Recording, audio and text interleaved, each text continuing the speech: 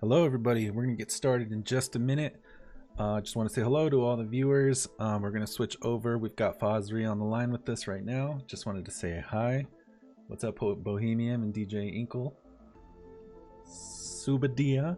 Alright, let's get the show started. Let's move on over. Hey Fazri, how you doing, man? Might be muted. Go ahead and unmute. Oh, no audio on my end. Can you guys hear him? There we go. There we go. Good to see you again, dude. Another Q&A session. Yeah. Dude. Let's get. How's the audio for everybody? How's the audio? Can you guys hear and see fine? Yes, looks good. Okay. Cool. Just making sure I'm all set up here. All right, and I'm just going to do a really quick rundown of some of the new features that we have going on here. We've got the DLive live viewer count on the top left. We've got the Ninja Boss running on the top left of the center box, which you guys can attack the boss and become the boss if you send enough donations. We've got the follower goal on the bottom right, where we will be doing a giveaway if we hit that goal. And a couple of other art items. Lieutenant Commander Data of the Federation Starship Enterprise. I'm going to work on that. We have audio alerts we need to turn off. Lieutenant Commander Data of the Federation There's a lot of noise coming in now. Lieutenant Commander Data of the Federation Starship Enterprise. Yeah, so I'm going to try to mute the alerts.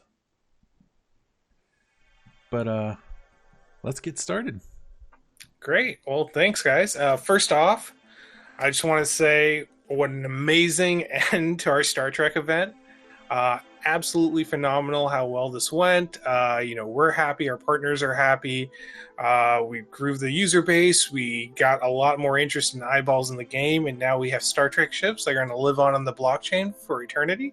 So I think overall we had an extremely successful event. I want to thank everyone who participated, and our dev team and our design team and support team and Louie and River handling our community and service. Everyone did a phenomenal job. Me and the rest of the Lucid Sight team here are super happy, and we just want to thank you guys for participating and look forward to doing more events like this in the future, hopefully. So with that, I want to kick off this dev stream for October 3rd. So it's an exciting month for us. The biggest thing, obviously, on everyone's mind and while you're watching is 0.6. 0.6.0, and this update has taken us quite some time. I think last time I talked about this in a chat update was September 12th, and at that point, we have all the components together, and we're testing and we're iterating and we're seeing what's working and what we're changing. So I thought what would be really useful right now, since we're getting really close, is to go over what is making into 0.6, what's going to come at 6.1, 0.2, 0.3, and some of the challenges we had and some of the ideas and the thought processes we had with the features around 0.6 and how we're going to get there. So I will go over that first, and then I have about 80 questions here, give or take. 80? Yes. Okay, 59 questions. 59, hopefully I can get there.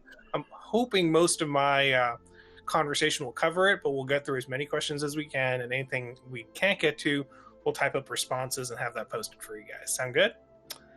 So Louie, before we get started, anything you want to touch base on? Say, I'm gonna surprise you here and give you the floor for 5 minutes. Oh, nice. Just my usual shout outs to the community. Thank you guys for being so supportive. We've been having a lot of fun giveaways, a lot of fun streams. I'm excited for what's coming next. I got a sneak peek on 0.6 blog that's coming out soon, so there's a lot of good stuff coming. I don't know what else to say, man. we got some extra stuff in here that people might not be expecting. And we got some stuff that the overall design of what we've done for 0.6 has been to continue to support community events, making it easier for us to execute and increase what we could give away, how we give items away, how users structure events, and maybe even some user-created events down the road here. So I'm going to get right into it. The biggest part of 0.6 is refining, and we're going to change the terminology a little bit. So as we're going through the iteration process and we're working refining and tier 1 and tier 2 crafting components, we realize that really refining is not a good descriptor for what we're doing here. So we're going to be calling this section of the station a workshop. And at a workshop, you would have your refinery where you would convert raw ore into refined ore, but you could also construct components. So with this release, we're really kind of going to crafting 0.5. You can't completely manufacture an NFT, you can't make a module, and you can't make a ship yet, but all the subcomponents, and I believe we have over 366 different components that users could put together, are going to be available. And we have been doing a lot of work with what components do, how you could utilize components, and potentially compound components. So crafting is deep. It's probably the deepest system in CSC, and this is just one sliver of the cycle of crafting. Just to remind everyone, after workshops or refining, we're going to go then to manufacturing, previously known as crafting, and then we have research and alterations, where not only are you going to be increasing your technology by tech level, but each tech level will have unlimited horizontal scaling. And horizontal scaling is going to be affecting basically our buffs. So you could have a module that could have a buff. My example I use all the time is if you get a Reaper Interceptor T2, and then you want to try to make it a T2A. And a T2A, since you're the one who discovered it and created it, it's going to have an FTL boost or a shield buff. That's going to be our horizontal growth. So it's going to be really interesting for us because as users are crafting and creating higher tech levels and horizontal tech levels, there's a lot of permutations and adjustments that are going to come to each of these ships, and then things that we need to look out for balance and just sustainability of the game. So this is at a super high level. So let me get into a little bit more nitty gritty on the refining portion of the workshop. So we have about 8 stations, I believe, currently in production, a lot more in our development environment, and we'll be deploying more stations. Ideally, stations are going to stay in the core systems with a few infringed systems, and stations' primary purpose is a place for users to go repair their ship, refill on Trilight fuel, which we'll get into in a little bit, and refine resources and construct components, and accept missions. So let's start with refining. So you as a user fly to Sol Station and you decide that I got a ton of iron ore. What am I going to do with it? Well, I need iron, refined iron, and then maybe make some iron sheets to use in some crafting recipes. So first thing you do is you go to the workshops at the Sol Station. Well, Sol Station isn't a refinery. It's not a manufacturing station. It's kind of a generic trading hub. So it doesn't have a lot of available slots. It might have a couple hundred public slots run by the GFI, and maybe, I'd say 5 to 100 private slots that are available that users can acquire and use either personally or make it available for public use. So you go there and you see your GFI slot, and it has a 50% efficiency, but there's plenty of availability and the tax rate's really low. So you're like, fine, I'll use that.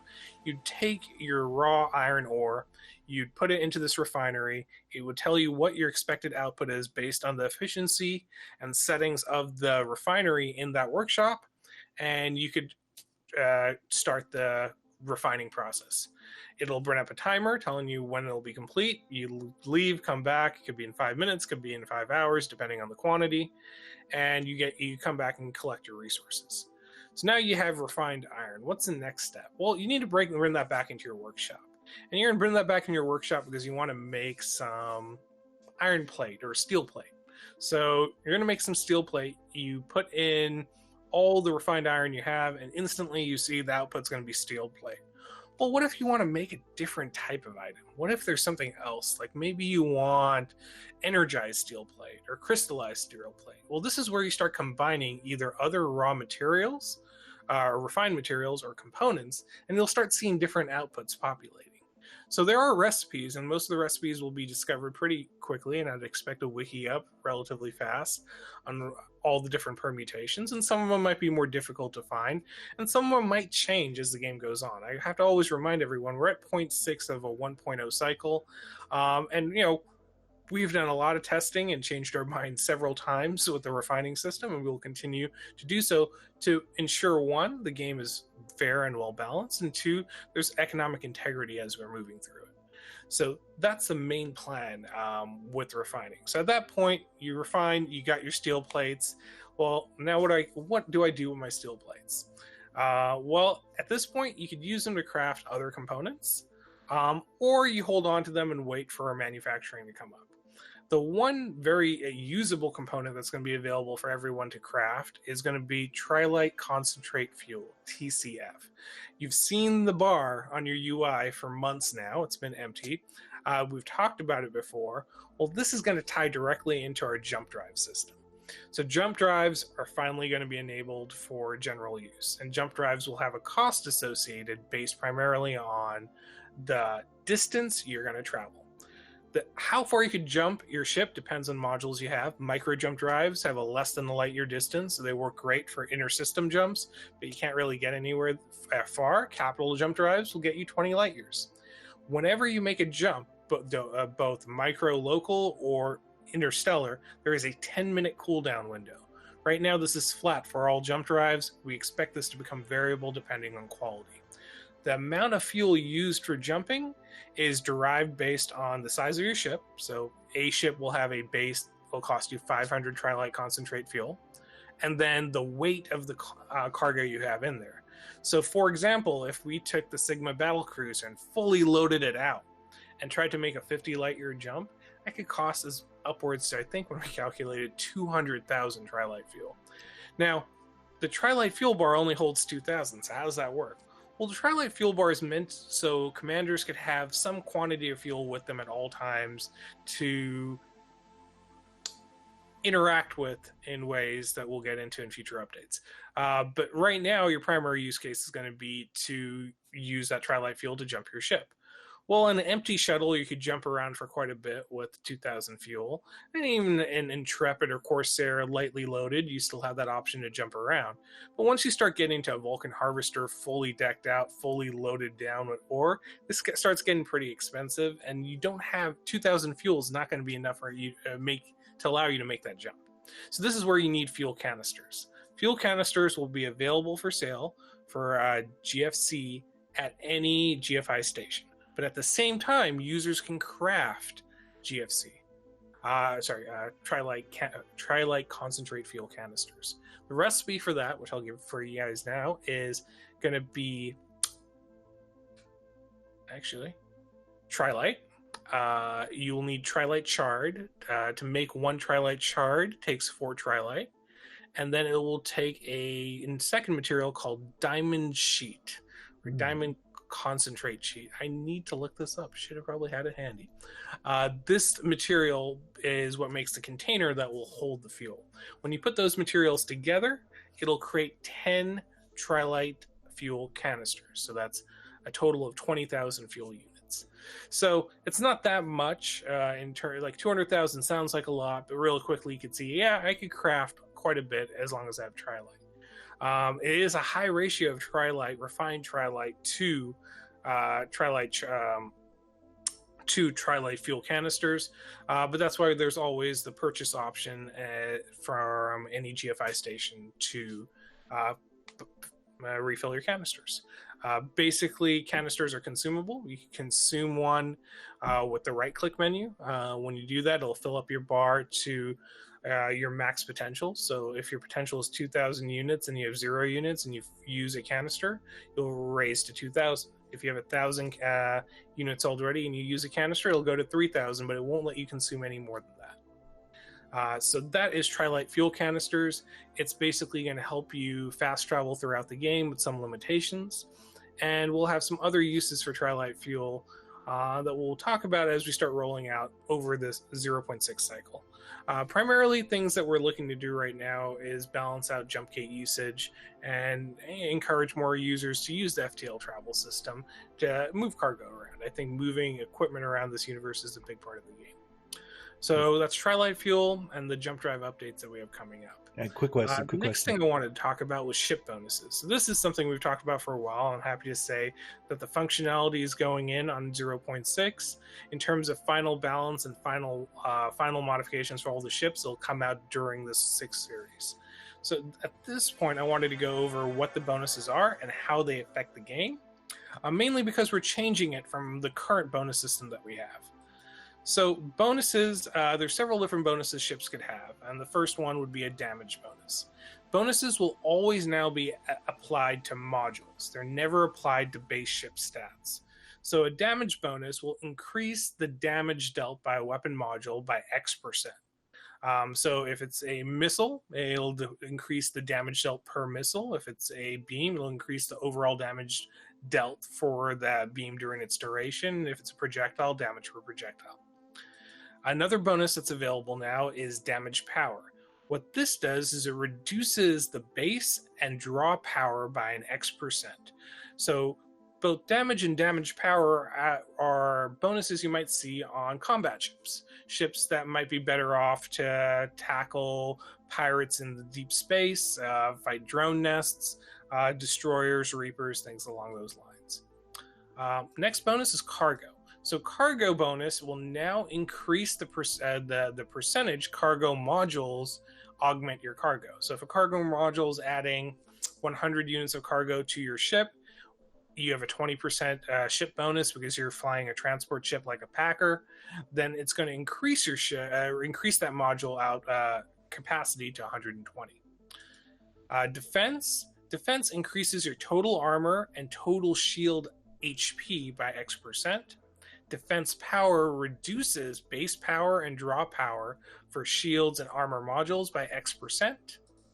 FTL bonuses. So FTL bonuses on ships will increase the percentage FTL boost modules increase your speed. So again, this is increasing the module's efficiency, not your base ship efficiency, because these bonuses are already on your ship. So this is the bonus you get when you add items to your ship to augment it. Mining speed. This reduces the cycle time of your miner, letting you mine more ore quicker. Mining yield. This increases the amount that you'll get from all harvesting beams. So this will include organic beams and mining beams. Mining power reduces the base and draw power amounts of a mining beam or harvesting beam by X%. This is actually going to play an important factor, and this is where I really talk about specializing with the harvester. We are going to introduce or balance out some of the mining beams to require a tremendous amount of power. You will need this mining bonus power to be able to even equip it on a ship. So that means some mining beams, some top tier mining beams, might only really be effective and usable without completely devastating your defensive capability on a harvester. So just keep in mind that will be coming up. I'm going to take a moment here and just see if there's anything in chat. Yeah, there's a few questions. Let me go back a little bit. Wanted to get verification that refined resources are ERC20 tokens. That's a given, right? Yeah, so we have, like I outlined in the last post I did, we have 17 or 20 or 19, I can't remember the exact count, the base resources. So you have Tri-Light ore becomes Tri-Light. Tri-Light is an ERC20 item. There's a contract for it. There is, I think, 10 other resources that don't have contracts yet that will get them. But in that refined ore state, there are ERC20 tokens that can be taken out and put back into the system. I will say, though, and I was going to get into this in a little bit, the check-in, check-out system for ERC20 is not going to make 0.6 initial launch, but it'll come in 6.1 or 6.2. It's a done feature, but still requires some more testing before I want to make it live to ensure that people don't lose their items. Also, I want to make sure when it goes live, we're able to import and distribute all the past ore rewards for pre-alpha and the MEA adjustments we talked about earlier. Gotcha. So good question. We'll get into that. Let me finish the power modules, and then I'll stop again for the question here. Sounds good. The ship bonuses, I'll stop again for questions. So I did mining power. Then there's going to be a general power bonus. This increases the overall gigawatt capacity of any modules being added. So if you're adding modules that will increase your gigawatt capacity, this increases the amount they can increase it by. Engine power will increase all engine speeds. So this will increase. Engine power will reduce the base and draw power of all engine types, FTL, Q, jump, sublight, by X%. So if you have a module that is an FTL module that requires 1,000 base power, it might only require 800 if you have a 20% buff on that chip. Sublight increases your sublight speed by X%. I will say we are considering a cap on sublight speed. It makes no sense to us that sublight engines can get you over light speed, so expect there to be a limitation on how fast sublight can get you. Maybe you can only ever get to 9.9999 the speed of light. Makes sense. We're still experimenting on how to implement that and what that effect does, or even if that is the limitation, but just FYI. Q jump. So now that Q jump's coming in, Q jump bonuses are going to be extremely important. You could have a Q jump bonus on a ship that increases the distance that a Q jump module provides you. So if you have a micro jump drive and you have 100% bonus on some epic ship, you could go 2 light years instead of a light year. And then this is probably the most important bonus, and you might not see it in any ship currently, or this might be a bonus that you're really going to have to craft horizontally for, and this is Q jump efficiency. So Q jump efficiency will reduce the total amount of trilite fuel required for a Q jump.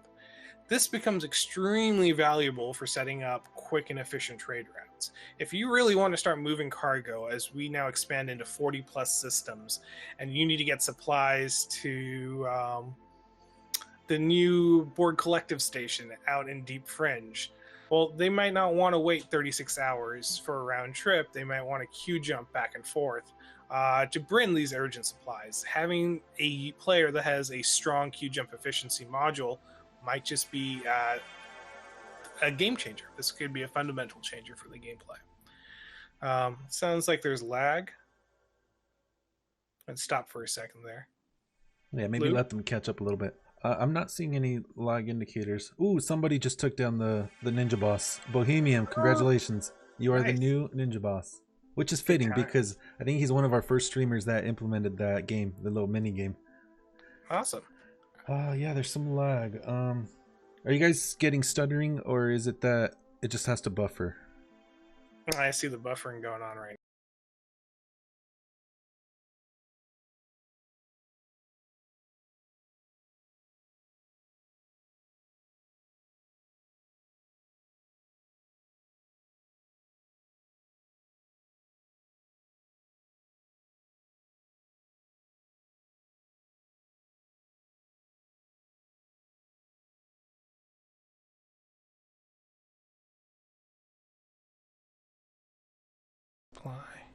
Test. Yeah, there we go. Got my mic going.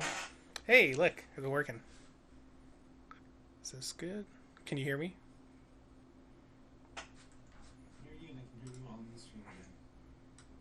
I'm gonna have to adjust this a bit.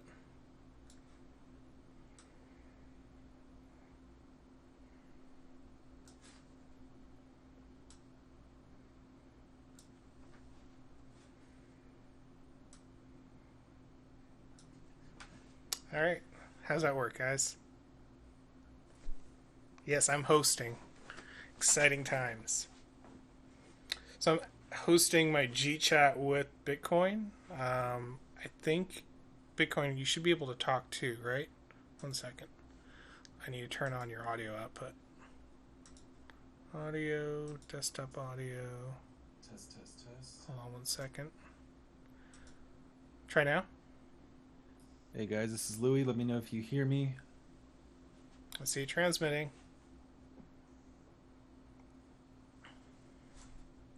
Very quiet so far. How about another test? Maybe it's a couple seconds delay. Sounds like we're good. Sweet. All right, so we're not going to have any overlays. I'm just streaming this directly from my own computer here in the office. So no fanciness, but we have a pretty solid connection at Lucid Sight HQ, so we should be good.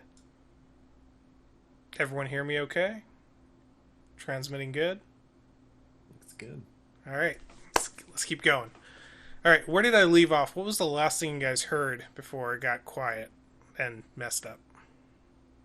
We were discussing ship bonuses. We went over Trilite concentrated fuel and canisters. Costs of TFC per wing. We went way past that, actually. So I'm just going to start again from where I left off with Halloween. We were potential. We'll get back to it, but right now the team really wants to focus on getting feature complete, 0.6, 0.7, 0.8. Reminder, 0.7 is marketplace. This is where we're really going to have an in-game marketplace that's ETH capable, currency capable, FT capable for different resources. It's going to be designed on a trading desk style, so open orders, close orders, and support multiple types and multiple groups of items as well. So it'll be quite exciting. It's actually one of the features I've had a lot of my hands in the last few months. Looking forward to getting that live for you guys. So let me continue here. In-game events. So I was really happy with what we did here with the Star Trek event, and I love seeing all the different content that we have coming, and a big part of 0.6 was to help enable us to do more in-game events, less dependent on us needing to fly out and drop stuff, and more systematic and programmatic, so we could create exciting content. Part of the in-game event system is our loot system. So NPCs will not drop loot. Loot system is extremely fast. For the first few days, loot's just going to be iron ore until we make sure all the bugs are worked out and there's not going to be things dropping everywhere. There's no hacks or no one farming a certain type of NPC. We'll observe that while we're testing loot system, but it's not an update we need to make to change it. It's all server side and controlled. We can enable precious loot drops. Loot drops can be any item in the game. It could be a crate. It could be a ship. It's probably never going to be a ship directly, but it could be. It'll be blueprint pieces, modules, even currency is possible to be dropped. Along with that, we have a very robust mission system. It is self-generating based on criteria we could input. We could create standard design missions where our designers go through and create primary objectives. If not, any station will generate up to 5 missions that will constantly refresh. A user will be able to hold 10 missions at a time. Missions can have an unlimited number of reward items. So you could have a mission that gives you 5 different reward items, including ships, module boxes, loot crates, fuel, additional currency. It's going to be off the hook. The beauty of our mission system is the fact that it ties very nicely into a lot of event-driven objectives. So we could create mission strings that say, well, I'll use Proxima for example, one of our first player-owned stations, hopefully one of the first of many. Proxima might want to build additional workshops. Refinery space is limited. You need to build that out. That might require 10 million refined iron ore and some other components. Well, those can be created as custom missions for the Proxima station, where anyone can participate or even potentially limit to guild members. And as they complete those missions, that ore quantity that they deliver gets transferred into this pool to be used to craft additional workspaces and workshops in the Proxima station. Similar to that, the expansion of the CSC universe is going to be based on user community events. So we might want to deploy a new GFI station at the edge of fringe space, like right there, or maybe in fringe space. It's going to be up to you, the users, to fly out there, grab the missions required, deliver ore, deliver iron, deliver trilite, and complete those. Completing those will going to pay you in GRP, reputation credits, maybe even some GFC, and many other items that we have at our disposal. This mission system is going to be our way of introducing new items into the game. As we start deprecating a direct sale loot box system where you basically buy anything, and we start implementing more game specific features, we want users to be able to earn almost any item or every item in the game, and just eventually limit purchases to vanity and other types of modification or rare item drops or promotional events.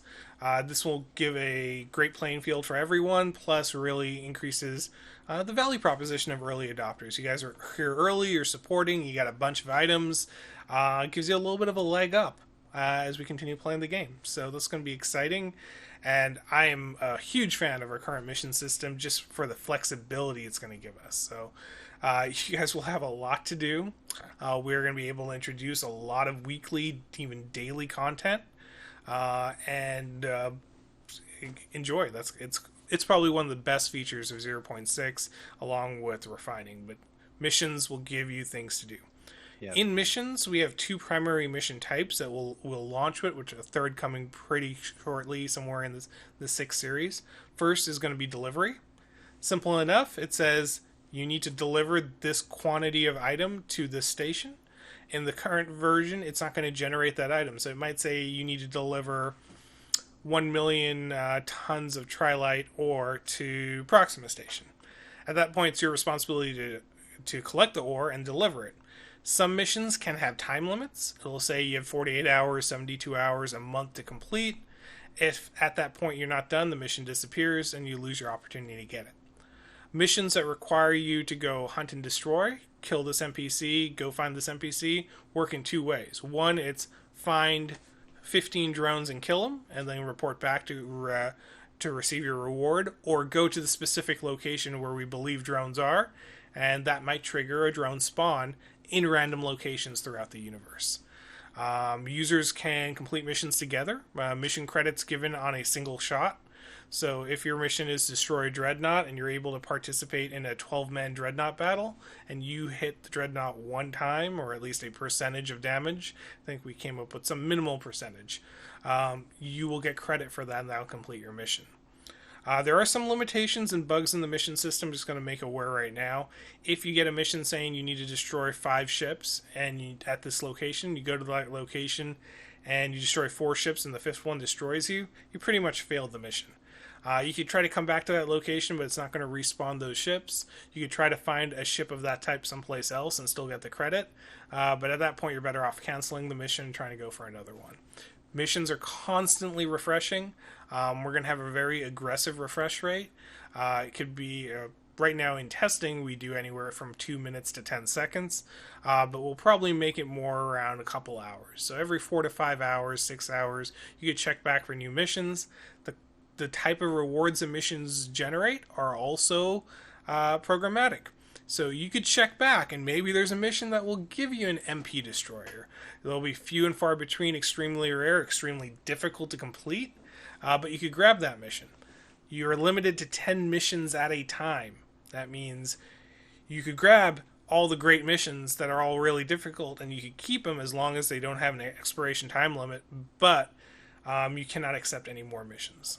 So this will make for a really exciting time. I think a lot of users will have a good time coming back, checking out the game, seeing if there's a mission you'd like to do. Oh, this is a delivery mission that requires you to move 1 million tons of a certain type of ore. Well, I could do that, or I can't do that, or this is probably, I don't have a ship that can do that, or I could do that in phases, and I don't mind spending a week and going back and forth. It's going to be awesome. And this is day 1 of 0.6. Will be available. Start exploring, start guiding out. The last type of mission type that we were hoping to get into 0.6 release, but we're probably going to push it to 6.1 or 6.2, is discovery missions. So this is go to this location and explore. You get to that location, you turn on your exploration beam, and somewhere within some defined area you will find a hidden item. That hidden item will show up for you. You can pick it up, take it back to the station, and complete your mission for some strong reward. In addition to that, when discovery missions go live, this will go live with a news section in the game. In the profile screen and at launch, you'll be presented with CSC Galactic News. This will tell you if there are rumors of certain NPCs lurking or rumors of hidden items. Those items are going to be generated through this guess basically a rumor system that we created. So there might be a blueprint piece for a Tech 2 Reaper interceptor out in the depths of fringe space at this coordinate, so you can go find it. This will be the hints to users on where discovery is best done. Other thing with the mission system is users, I think we just went over it all. Got nothing else in the missions for you. So that's discovery, we have search and destroy, and we have deliver. There are combinations of missions. You might have a mission where you have destroy these NPCs and retrieve the research probe. In this scenario, the NPCs will spawn. You destroy the type that you're looking for. It'll drop that research probe. You pick it up, return it to the station, mission complete. So there's a lot of fun stuff that you're going to be able to do with our mission system. So I'm looking forward to seeing how you guys utilize it, and then it gives us lots of flexibility for additional content moving forward. Loot system. So the most important thing about our loot system is it will be player specific for a limited time. Meaning, if I kill an NPC and it drops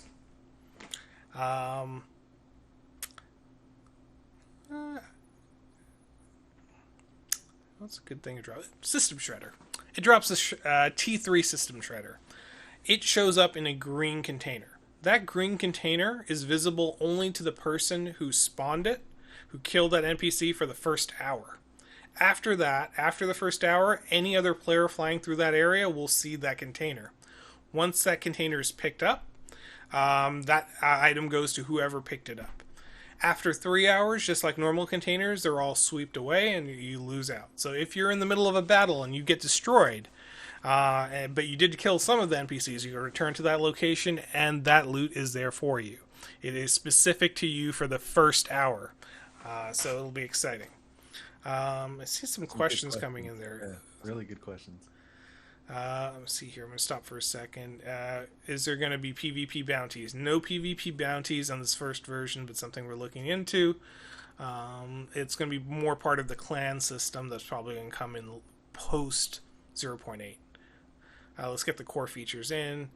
NPC kill steals. No, as long as you get a small percentage of damage in there, you will still get the kill for the NPC. NPCs spawn per user, so this is a little bit tricky and something we probably might end up changing. But right now, by design, if all of you have the same mission and you go to the same spot, it will spawn. Let's say it says destroy 5 NPCs at this location. It'll spawn 10 if there's 2 users with that at that location. So there will be plenty for you guys to kill. Nice thing about that is if you're working together and you kill all 10, each of you are going to get a loot drop for the kills. So double up your loot drops. Worth doing it in groups, but at the same time, you're going to be swarmed with enemies. Okay.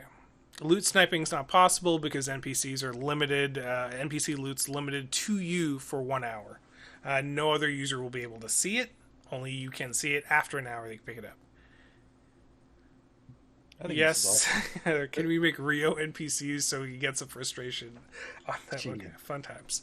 Yeah, there's some discussions in chats about like during the events, you know, there's only a limited amount of drops, and basically it's the first to click on it, the microsecond of clicking it faster than someone else. Yeah, that's all changed. So this is one of the big changes with our loot system and what we're going to do for future events.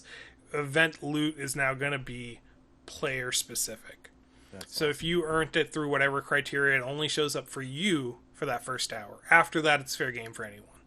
So don't leave loot out there too long. You know, you're fine if you kill an NPC. You have an hour to go pick it up before it's available for anyone else. Will there be rare NPC spawns to hunt and destroy? Oh yes, there will be. We have dynamic Dreadnought NPC spawns, both pirate and drone types for this run, and organic creatures are coming. Won't be at 6 launch. We're really trying to fine-tune some things with the organic system, but it'll come in the 6 series, if not early 7s. When you kill someone, will will you be able to extract from their ship? No, not at this point. Killing players, PvP kills will not have any type of loot drop at this point. It's possible and something we could turn on, but there's one, persistence is not available yet, and two, there's technicalities we want to consider before we make something like that. Like if you destroy a friend ship or you destroy another player's ship in fringe space, yeah, they're going to get their ship back. It's not perma-lost. But what modules do they lose? How do they lose their modules? How much is recoverable? How much is left for them to recover? Systems like that, we're still kind of working out the details. Yes, Space Whale will attack players. We got some great animations and effects for that. It's going to be epic. Space Whale's primary weapon is going to be area of effect.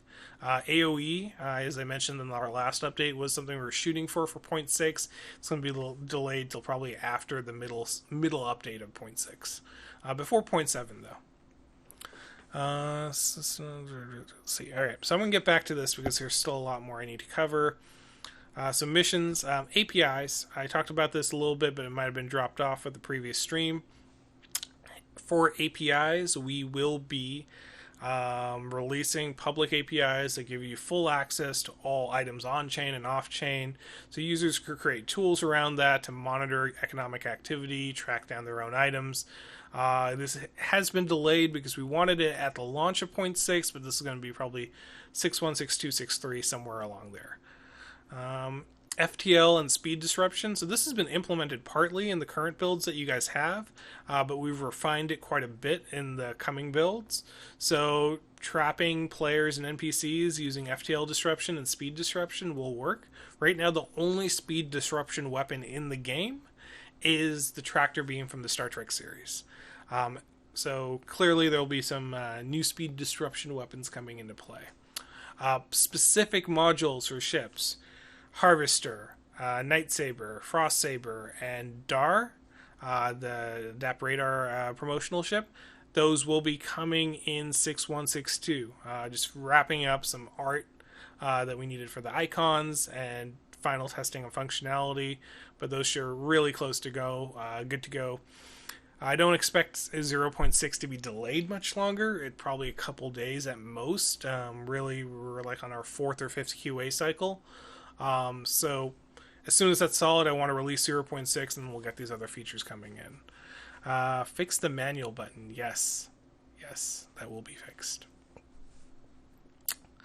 Loot system. I'm just going through my notes here. Okay. And then one more feature, actually, that it was a big ask and something we all really wanted in the game, but radar lists. So for now, you will have a list of all targets next to you. You could click on the list to focus on the target. You could double-click to lock on. You could filter the list by loot containers, stations, or ships. This list will show you the name of the ship or the name of the NPC and the type of the ship.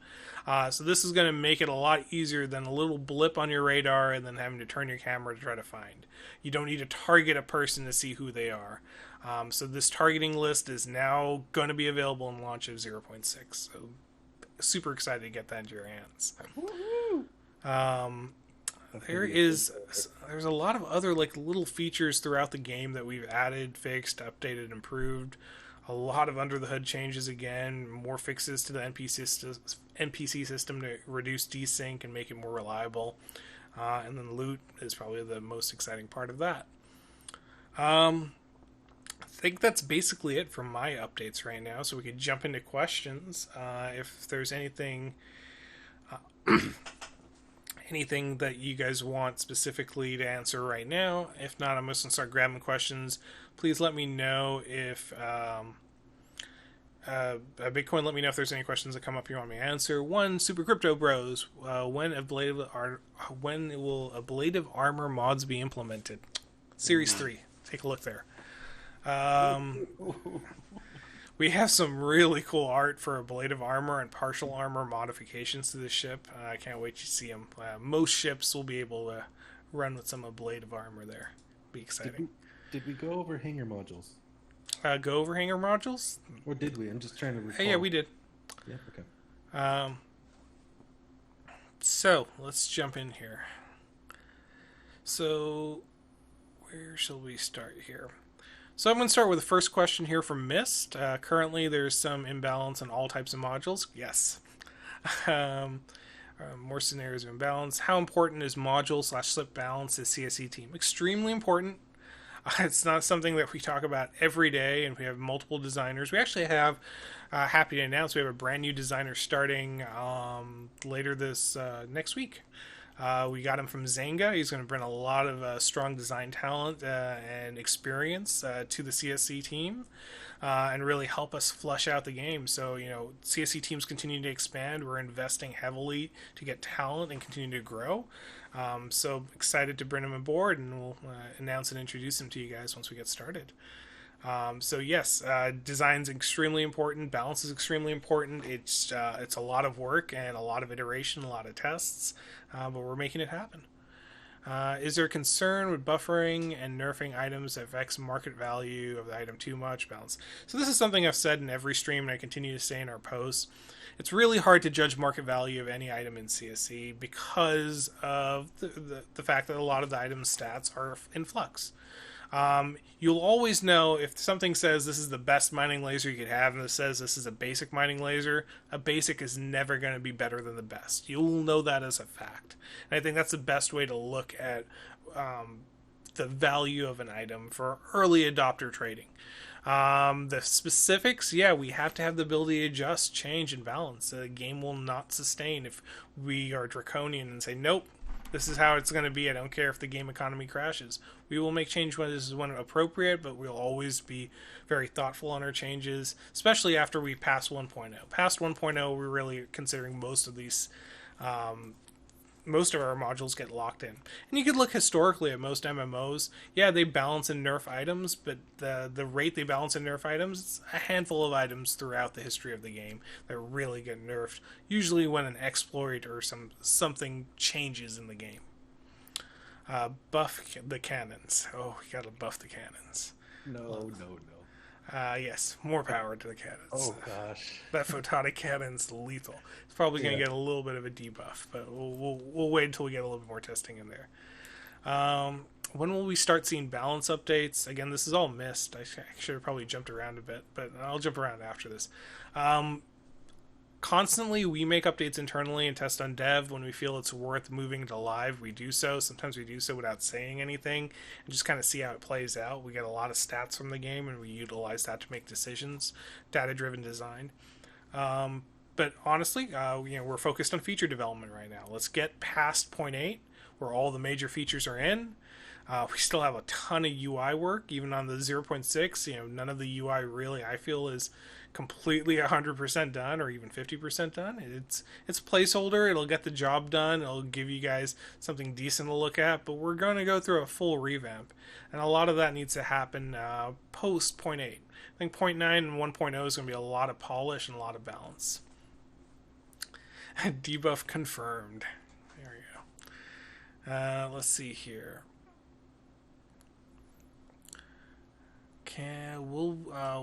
So this next question is from Ryan JK. So he's talking about station admin panel.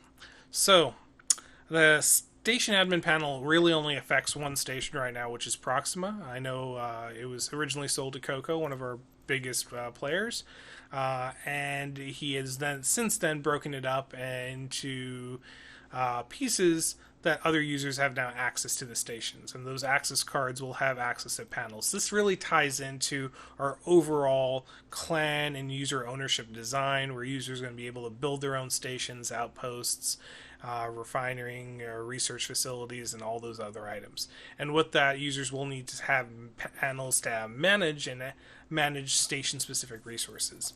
Originally for 0.6, we are going to be introducing things that are station specific, like workshops, and we will be working with the CCP, the Proxima owners and Coco on manually adjusting variables that might be available to them as features roll out.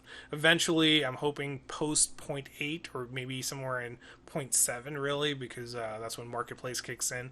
There'll be some user controlled admin panels for user-owned items, but it's on the lower priority, mainly because it affects one station.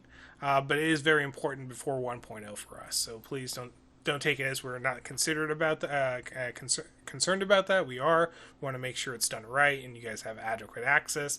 And we're using the system of station ownership as kind of a template for how we want to move forward the dynamic system in the game. I'll do another one here from Ryan. When API, I talked about that in 0.6, relatively soon, 6.162, or even before an update. Right now, just finalizing some technical backend. One thing, I got into this before the stream dropped, but we've completely revamped our backend once again. And we have a very fast API that should be coming and being available to you guys. There's another question here. Will BPT blueprint piece rewards from the blog still be the same? Does crafting an item reward a user with BPTs? Yes. Values and percentages will change. It's going to be the case for most things in the game, but the base idea is remaining the same for right now. Crafting will be coming in 0.8, and actually we're going to call that manufacturing now. Mainly because right now we're refining, which we're calling workshops. You'll be able to craft items. Basically, you take ore and refine it into refined ore, and refined ore can be crafted into sheets or other components, tier 1 components, and those components can be combined together with both refined ore or other tier 1 components to make tier 2 components. All that's available on launch of 6.1. So let's take a look here. I'm going to jump around here just so we get some more people in there. Let's talk to Reset Now has a question. So I think I answered that with the level 1, level 2.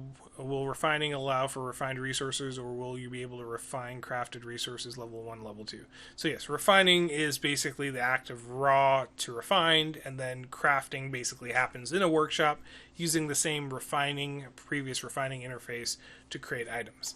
For right now, the only thing you could build in a workshop is a refinery. There is room in the UI you will see for other types of components that could be built. I'll leave it at that and use your imagination for things that we could potentially introduce in Series 3 or post that or through missions. I really want to start getting to introducing content via missions where users can go and play to discover new items. And that's going to be a big part of the next few months here for us now that we have a nice, robust, customizable mission system for us. Let's see here. I'm going to jump to another question. What will be the trigger to process converted refined resources into ERC20? So this will come in 0.6, 0.1, or 0.2. It will be in your user profile screen where you currently run up to purchase crates. There'll be a new tab for checking in and out of inventory. There'll actually also be a tab there that will show all the items you own in the game and their location, specific, and space. This will help track down items that might be stuck in someone else's ship, or remember where you left a specific items. We're going to be migrating a lot of the website functionality and catalog into client and keep it more updated that way. But in that scenario, you will see a balance of resources that you might have on-chain and resources that you don't have on-chain, and you'll be able to transition those resources out, assuming they're in a station. So we will have some limitations. We're going to create choke points for resources. So if you want to take, let's say, Trilite and move it from Trilite, refined Trilite from in your game inventory into the blockchain as an ERC20, it's going to be have to locate it at an export point. The reason for this is to prevent exploitation. If we let people take in and take out resources at any point, users can do that to bypass transportation. So I could just take all my Trilite and export it from Sol Station and then fly over to someplace in Deep Fringe and then import it when I'm at ABC Station. To prevent that, it's going to be a single station or a handful of core stations where you need to move your ore to move them into ERC20s and then bring them back to in-game items. So that will really help limit the exploitation of the system. Similar to that, we talked about check-in, check-out. It won't be in 0.6 the first release, but probably by 6.4.6.5 there's going to be some enforcement of that for modules. This should also reduce the number of issues where someone sells an item and it's in someone's ship. So ideally now items have to be checked in, and you can only check them out once they're removed from a ship and in a station. I think we're going to leave ships as is. So ships don't need to be checked into play, but they do need to be checked in to go into fringe space if they're not an FF ship. So if you're going to risk your ship and go into fringe space, it needs to be checked in. Maybe use one of the 20 Rios that you probably have. Useful for fringe exploration. I'm pretty sure I heard Louis laughing in the background on that one. Yeah, you counted my exact inventory. It's good times. All right, what other resources? Yes, so ice, vegetation, gas. Collect and refine. Refining is actually capable already. When refining goes on in 0.6, vegetation and ice and gas refining is technically possible at a standard refining station inside your workshop. However, the resource nodes have not been deployed. We will be deploying them throughout the 0.6 and maybe into the 0.7 series, starting with ice, followed by gas, and then finally vegetation, as there's a little bit more complexity there. So it'll be exciting times there. Any chance we will get an interactive CSC web app? Ooh, that's a good idea. Right now, team's really focused, though. I'm just reading a question off the chat. Team's focused on getting feature complete first. I think that's important. One, to grow our user base, increase our user traffic from Steam and other sources, and basically get the game into a playing state where there's more to do than just mine and battle users. Well, mine without being able to do anything. We really want to get to a point where you're crafting items, taking ownership, claiming space. It'll be good times. So I'm going to jump here to another. Will higher tier, this is from OC Discuss, will higher tier jump drives such as a micro jump drive or capital jump drive cost less Tri-Light to jump? So I talked about this a little bit on the jump drive fuel, but right now jump drives only affect your distance. So micro jump drive is less than a light year, capital jump drive I believe is 20 light years. That's the main effect of the jump drive. The actual cost in Tri-Light concentrate fuel is determined by the weight of your ship itself, which has a base value, and the weight of all the items on your ship. Including, if you have hangars on your ship, it includes the ships that are in your hangars and the items in those ships. So you could quickly get to a very expensive jump with Tri-Light concentrate fuel if you're really loading down your ship. Better off just doing a normal FTL trip, though it'll take some hours. Speaking about FTL trips, we've talked about this before. Won't be in 0.6.0, but 6.3 or 6.4, we will have ship swapping. So you will be able to jump to another ship at your home station if you're an FTL. We're creating this limitation of home station because as testing out this feature, we quickly realized how much of an exploit it can be if you could jump to any ship in the game. So from your home station, you could jump to a ship that's in FTL currently, and you could jump back to your home station, your player pod, to jump into another ship. Increased jump range, maybe. Sorry, I just maybe missed something here. I'd like to see no-risk PvP systems or ship size. Yeah, you know what, Locutus? This kind of ties into some battle arena ideas we have. So, for example, we have a battle arena right now. We're considering once game goes live or we get past 0.8, making those battle arenas safe for PvP fighting. You go in there, you can destroy yourselves or destroy your friends, and you just respawn right back. You don't lose anything, but it's basically limited for competitions and just testing out. Excuse me. Will Series 3 packs be released? When will Series 3 be? There's no solid date yet. We're just getting through the Star Trek event. We really want to keep the team focused on feature release. Once we're done with feature release, for 0.6, we have both Series 3 and Halloween to consider coming up, or maybe it'll be a combination of those. Alright, I'm going to jump to another question here. This is from Kaya. K-A-I. Kaya.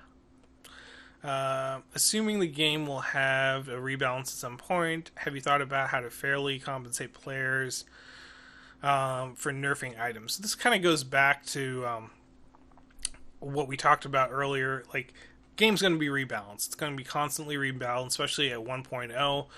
Items are now randomly distributed other than ships. We're not selling specific items. You can't go to us and buy specifically a T2 missile launcher. I think the random distribution is part of the fun of this initial release. Look what you get. You get lucky, you might not. You have the equipment you have. You can utilize it. Balance will happen, but basically where we're at the moment. Let's see here. Explorations. Okay, this is from Flyboy Trofer. Exploration is my favorite playstyle, even though I bought a Cruiser FF for that eventual purpose. What's the current plans / ways ahead for CSC Explorers? So exploration is actually one of the areas that I've really wanted to spend more time in on our mission system. Hence why we're delaying it 1 or 2 patches, minor patches, after this 0.6 release. Because I feel like there's a lot that could happen in exploration, and I feel like exploration is going to be the primary trigger for new technology. User flying out in space, following the hints from a news or some scan that they made or some note that they receive in in-game mail, TBD. They will go out and discover that first piece of technology that no one else has. That is where I want this game to get. It's a big part of what I want to do. It's how we really want to introduce maybe extraterrestrials into the game. It'll be interesting times.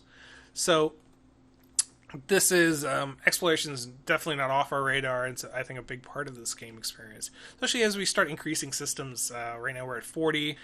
And hopefully by the end of the year we're at 150, 200 systems and growing. Can we get details about buffs? Yep, I talked about that already. This was from Astro. Let's see here. So, yeah, right now there's a lot of talk about shield and weapon balance. You have some shields that have a really high DPS and recharge rate, and then some weapons that deal amazing amounts of damage, Photonic Cannon, and some that don't. There needs to be a balance between this, where we're going to balance them out and bring them within reason. But, you know, some weapons are supposed to be a little bit of overkill, but have a high cost and power. And some shields are supposed to be strong and take a lot of hits. It's just a balance of where that needs to be. We're still at 100. Man, I think we've maintained 100 longer on this stream than we have in the past. This is pretty awesome. And thanks, everyone, for the donating. Ryan JK, 3K so far. Good Lord. Awesome stuff. Thank you, sir. So let's see here. Corporations. So a whole bunch of questions here about corporations, and I think I want to just kind of condense this down into one. Corp management, station management, all are going to come in pre 1.0. So this is going to be post 0.8, probably in 0.9 and 1.0 is where we're going to be dealing with friends lists, grouping, fleet flying, be flying with your friends, corporate management, corporate inventory management. Some of the stuff will be blockchain controlled, some will be in-game controlled. There might be a mix of both. Definitely on our radar, definitely something we want to do before we call ourselves officially done on 1.0. I love the idea of war declarations, treaties, blockchain enforced trades. A lot of that stuff is what's going to be happening here.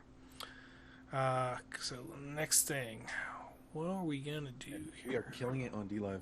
Heard we're number 2 right now. Nice. Good times. Man, it's good days today.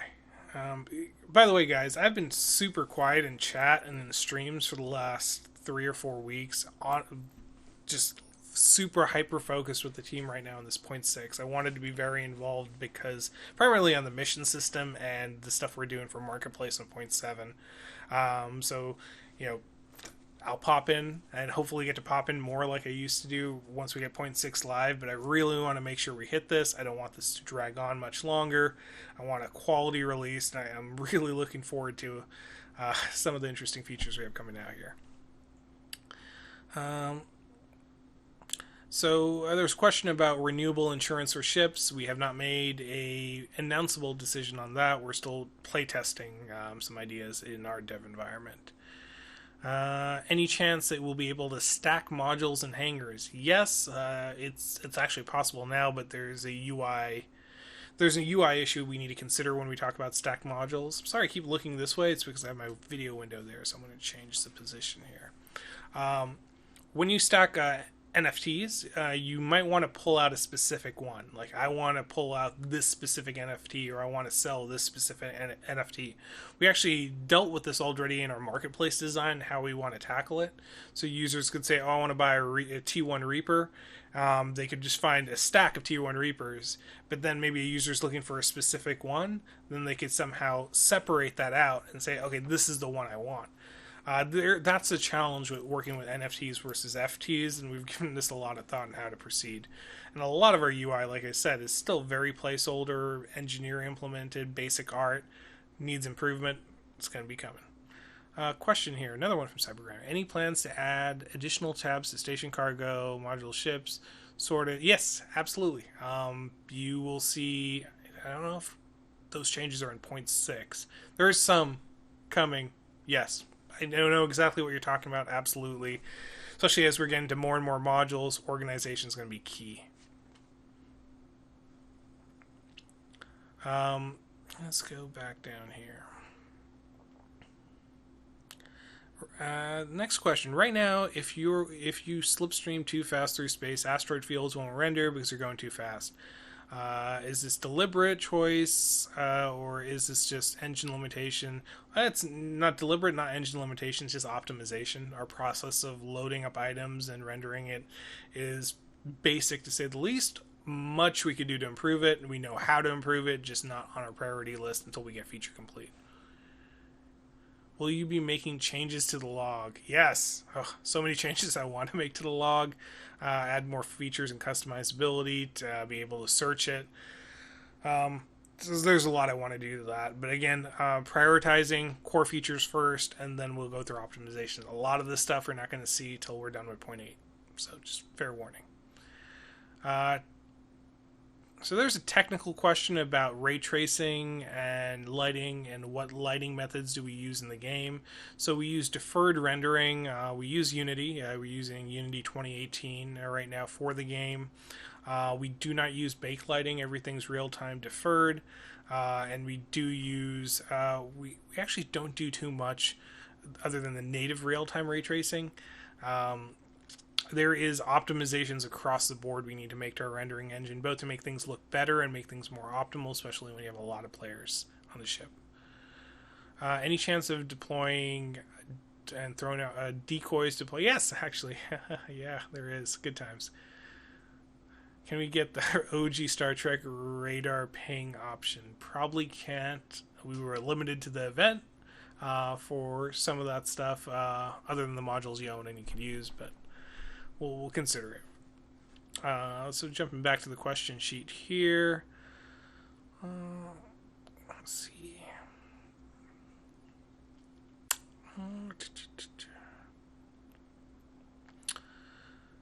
So just a reminder, the only ships in the game that can't be crafted are unique ships, First Fleet ships, and promotional ships. So Star Trek and anything else we might have come out. So someone was asking a question about a Nomad that has BP pieces. Yeah, basic non-FF Nomads will be manufacturable. TradeStar actually has some interesting ships coming down the pipe, so looking forward for those going live. I am very much. I really like spaceships that kind of look a little bit more industrial, like giant ships, a little bit boxy, just looks like they're freight haulers. I don't know. It's what I like. Any future plans for more Divergence events? Oh, so many plans. We're working on it. Got a lot to do. I don't have any I can play CSC. I don't know if that's a question. So I'm going to skip that and go back to the document I have here. Will you be able to vertically upgrade existing ships? No. So ships are NFTs. They will not be able to be vertically upgraded. So if you have a T1 ship, you can make a new one that's a T1A, which has a new NFT number, or a T2, but that T1 persists. You can deconstruct it and destroy it, and then reclaim its resources, but you're not going to be able to vertically upgrade it. We're basically going to be deprecating old item IDs as the game progresses.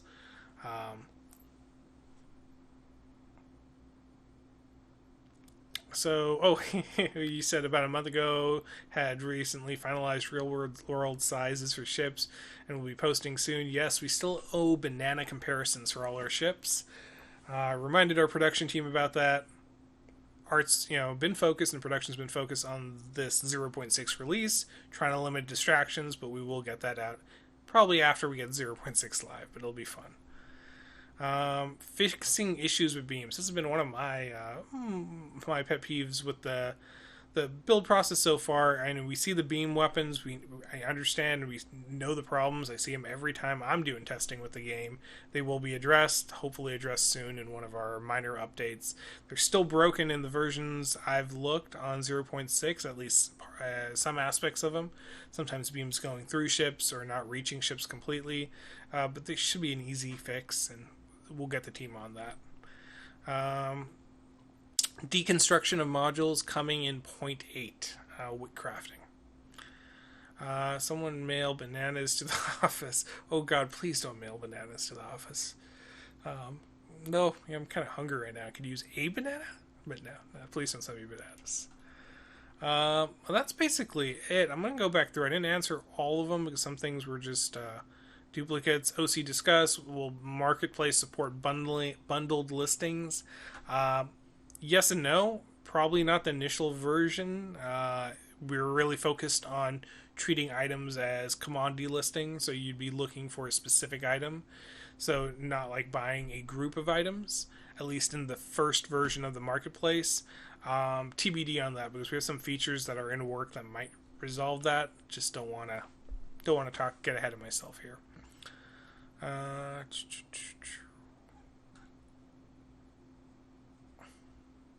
There was a question about our unreleased mining and refining mods. So for those who've looked through our database, when you pull down the data, you can see stuff that are not in production yet. I'd be very careful of considering any of those as potential for the game. Yes, we've tested them. They've been in our environments, but some of those will be changed. Some will be updated. Some will be completely removed. Some will be replaced. Any questions from the viewers here? And I can't believe we're still a solid 100. This is pretty awesome, guys. Thank you so much for watching and tuning in today.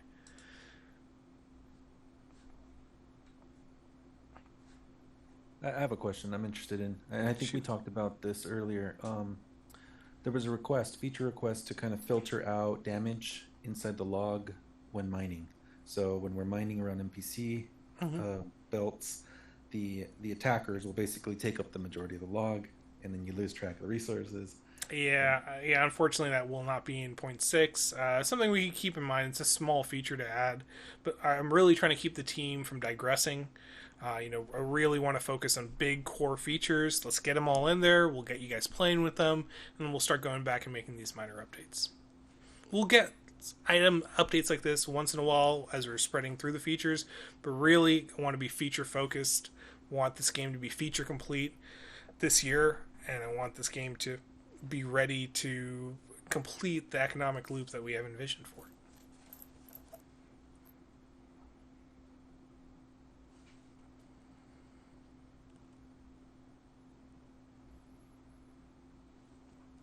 I'm just cleaning up. There's a question. Captain Obvious. What's the ballpark cost for a private refining slot in a GFI station? Actually, I could get into this a little bit.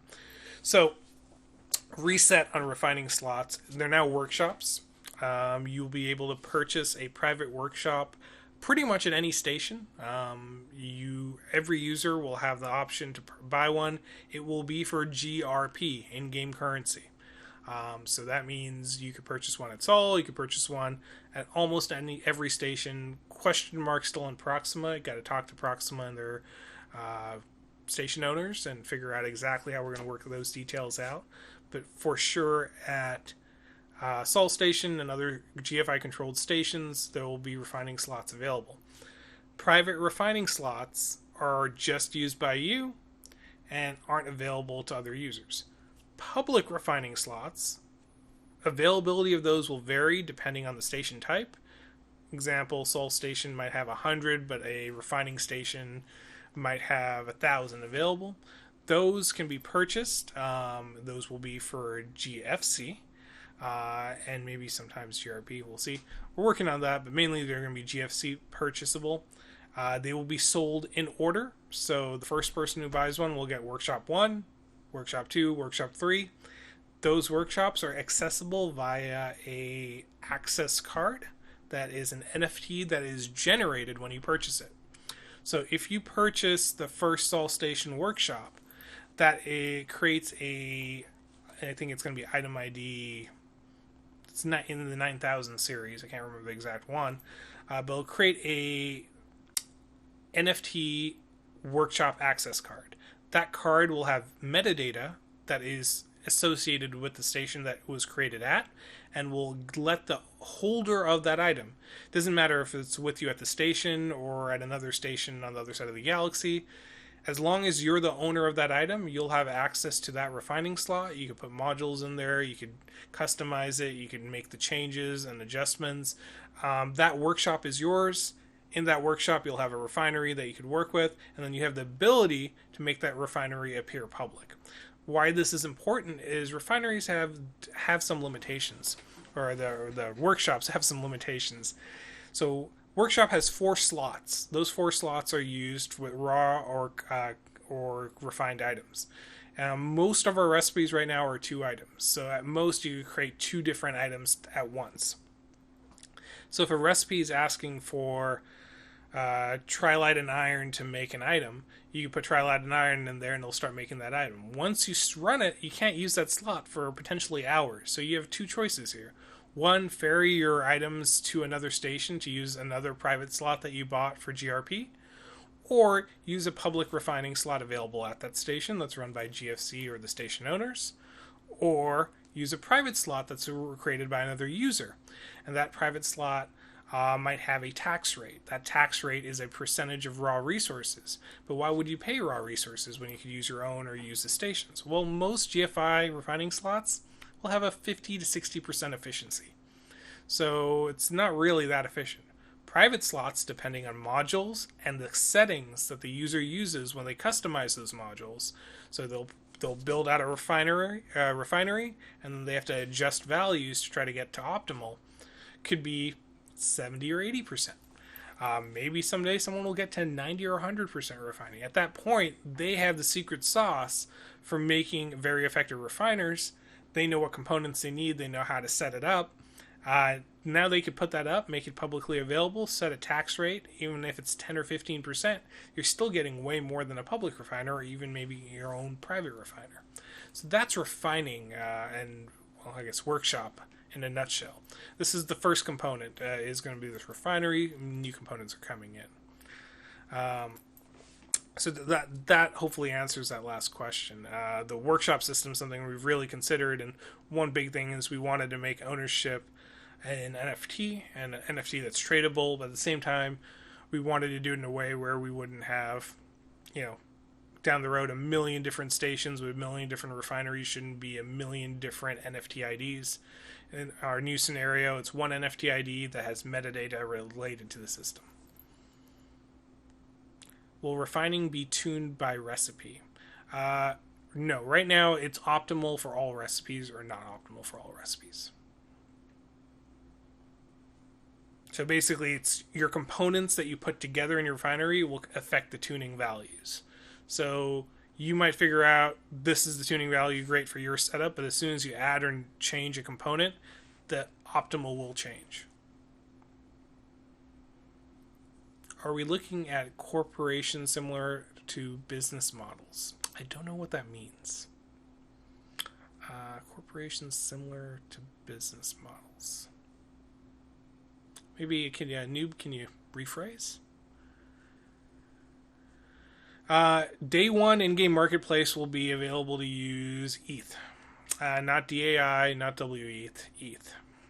So it will be GRP, GFC, ETH.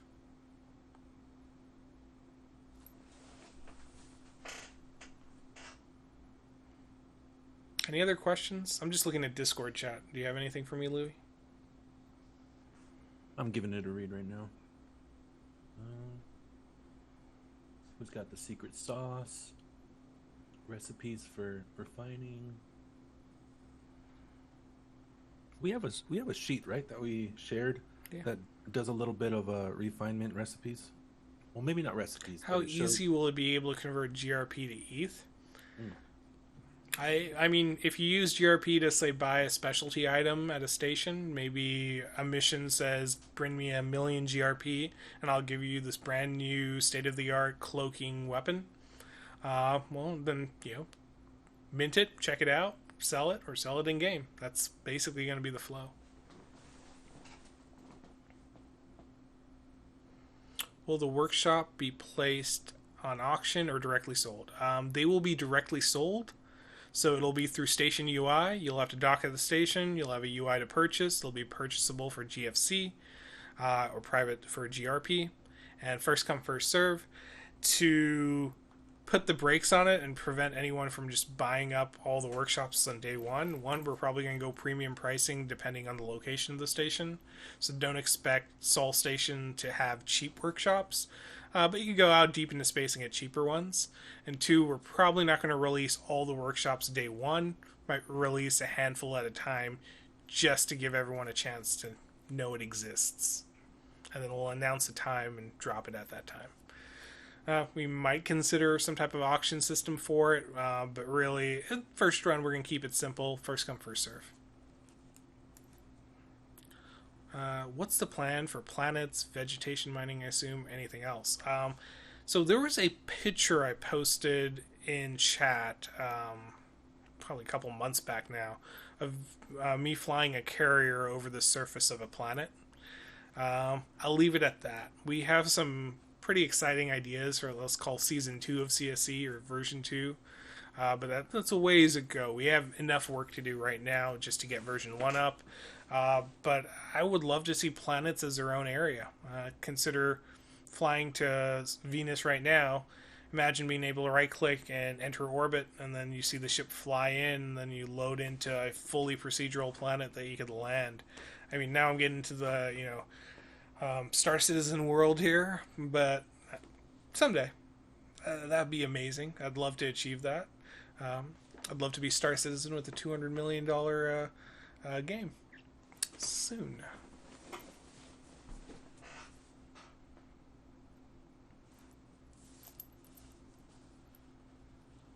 Yeah, basically it wouldn't be a straight progression if we did have planet access. Like, you could just fly in and you're there. It'll be probably more you interact with the planet and then some type of loading screen, and we move users in.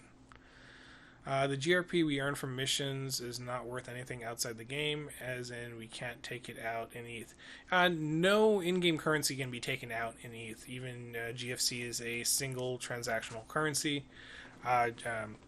You purchase it, you use it in-game, you get items for it, and you do with the items what you see fit. Any other questions? I think we've been going an hour and a half. Let's say lose 20 minutes for the stream dropout. Good solid hour. I thought this was not bad dev Q&A. Yeah, not bad. I have a question. Yeah. I believe we saw a video once about the ship inside of a hangar. It was 3D, and then it exits out, and without like a loading screen. Oh yeah. Is that something in the works, or was that for demonstration purposes? TBD. Like, again, what we're looking at right now is we're trying to go for minimum viable, get all the features in, and then as time progresses, once we get to feature complete, we revisit and we kind of polish out. Cool. That's ideally where I'd like to get, where station ingress and degress is fully animated and you see like it's just a fluid transaction, but not there yet. Sounds good. Any plans to include batch minting and detaching of modules? Yes.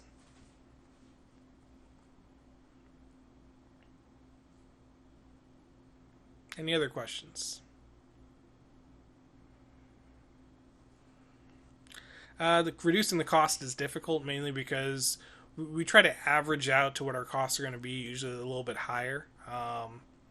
We'll see. Again, right now we're focused mainly on feature completion. I think all of you guys want more features to play with. We want to see you play the features so we can understand where we need to make changes and balance. That's the goal here. As I said earlier in the chat, so 0.6, we're a couple days away. I know I probably said a couple days ago. We're really close. And the main thing is we don't want to release an incomplete product. We don't want to release a product that's going to break and be frustrated with. So we're going to do it right. We're going to get it live. And then we're going to push to 7 and 8. This year, we should be feature complete. I still want a space truck ship. Oh, God, I would love a space truck ship. Like I said, industrial ship, moving cargo, my dream. Will in-ship refining process whale bubbler into oil? No, okay, that was funny. No, but actually that does remind me of something that we did talk about, and is something still coming into play. The harvester has the eventual goal of having a refiner built into it. And this will let you condense down ore while flying directly into refined resources, reducing the amount of capacity of storage you need, because 10,000 tons of ore might become 1,000 tons of refined ore, increasing how long a harvester can stay out. And then I think the prospector as well is going to have a smaller version of that.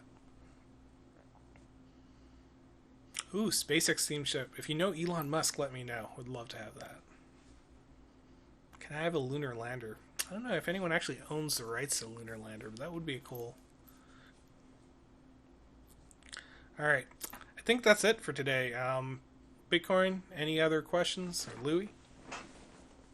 I'm good. I think we covered some of these last ones too regarding Halloween events, Halloween skin. So, Halloween skins, you know what? Since we're on my computer, maybe I could give you guys a sneak peek.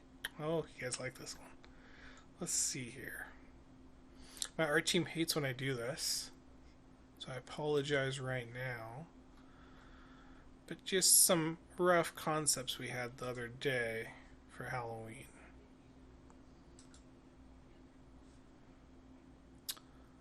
Let's see.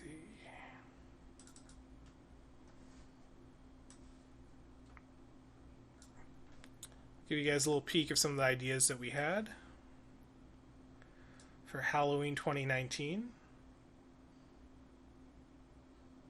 And that's it. Enjoy. So now the cool thing is I could watch the stream and see what the reaction is. But oh, I didn't see it on our video, but I see it on the stream now. Nice. Yeah. Good times, right? All right. That was it. Thanks everyone. I appreciate this. This was a super successful dev Q&A. I mean, I think it's solid over 100 the entire time. Thank you everyone for playing. Thank you for your continuous support of the game. We're really working hard to, get this to feature complete, get all the features to you, and let's make this bigger than EVE Online and Star Citizen combined. Let's make this on its own. Let's put No Man's Sky to the dust. I think really CSC has a lot of legs and it can grow to be a massive title, and I'm looking forward to helping build that and one day playing with you guys when I'm not working on it. That's it for me. Signing off. Live long and prosper. See you guys.